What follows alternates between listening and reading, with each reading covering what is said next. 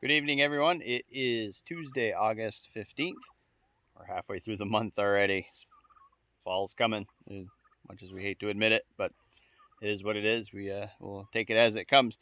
It's been a pretty good month so far. Things have picked up. We don't have as much rain as we have been getting, so things are picking up in the gardens, picking up in the greenhouse. Um, Thought I'd start doing kind of showing off some of the cool plants we have in the greenhouse. We'll call it our plant profiles or what have you and such. So one of the cool plants that we got this year that we're kind of excited about, I'm going to show you today. It's right here in the greenhouse. I'm going to turn the camera around so you don't see me and see more what's going on in the greenhouse. It's going to be this guy right here. I got to move the gate. Excuse me for the mess or the noise or what have you. Keeping out the turkeys.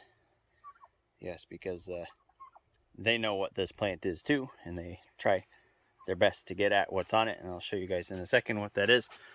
So this is, I'm hoping you guys can see it well, this is our Dwarf Everbearing Mulberry.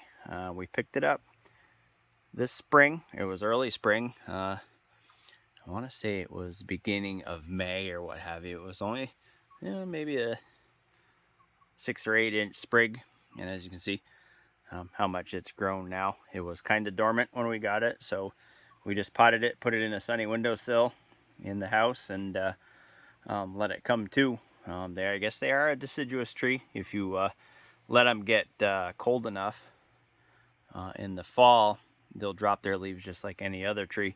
But these guys are also known, seeing as how they're everbearing, they're also known to be able to be grown year-round in a house or in a greenhouse and such, as long as you keep it in the warmer temperatures. So that's what we're going to try doing with it. We picked this up at Logi's Tropical Greenhouse down in Connecticut. They're one of our go-tos for cool and tropical exotic plants, citrus and everything else like that. So yeah, this is our newest resident of the greenhouse. We'll start bringing her in before it starts cooling off so we don't drop the leaves. But as you can see, she's full of these little berries here. They look kind of like almost like a blackberry. See, there's loads of them on there. They taste different. These ones aren't as sweet as some of the mulberries we tried off the tree, but they're pretty flavorful. They got kind of a cross between. To me, it's like a cross between like a grape and a black raspberry. But they're good. They don't have very big seeds in the berries. Oops, let me get that to focus. You know, like a raspberry does. They say you can dry them. You can make jams with them, jelly them. You can dehydrate them, eat them for snacks and such. But we've been just kind of snacking on them. If we can beat the birds, keep the birds out of the greenhouse here.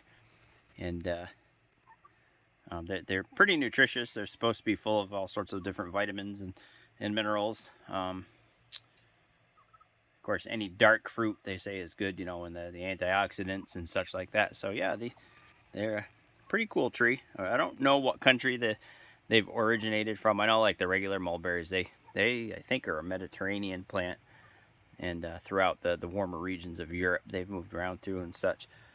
But pretty popular around. We have one growing outside that is planted in the ground. It's supposed to be good to a zone 4. It's grown a little bit, but not as much as this guy has. Actually, he's like quadrupled its size since we've got him out in the greenhouse. So keep it in a clay pot so the roots stay nice and healthy. We keep the soil visibly dry. You know, if it just watch the surface of the soil, and if it starts looking dry, then we'll water it. Try not to overwater it, and it seems to be pretty happy. I try to fertilize it every month. I think with I think I used a citrus fertilizer with it last time, and it's done well by us. And you can pick them off the tree, but I think what they say is to I usually just kind of, I don't know if you can see what I'm doing with it. It's bright here, so I can't really see what I'm doing with my phone. I give them a little jiggle, and if they come off, then they're ripe. Oop, there, see, one just fell. that's supposed to be the telltale sign, is if they fall off the tree, you can pick them and eat them. But yeah, anyways, kind of a cool plant. You know, I don't think we'll ever have it big enough where you can make bunches of jam or jelly or juice or anything like that, but they're neat to snack on. Kind of a nice nutritious berry snack to have. So yeah, that's the number one tree that we'll show off today on the plant profile here at the Flat Rock Homestead. And yeah, everything else is doing pretty good in the greenhouse.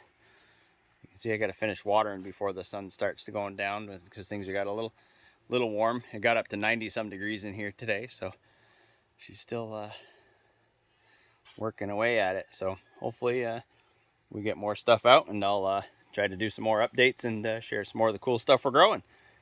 Till then, everybody have a wonderful afternoon. Stay warm and enjoy this beautiful day. Take care all. Till next time.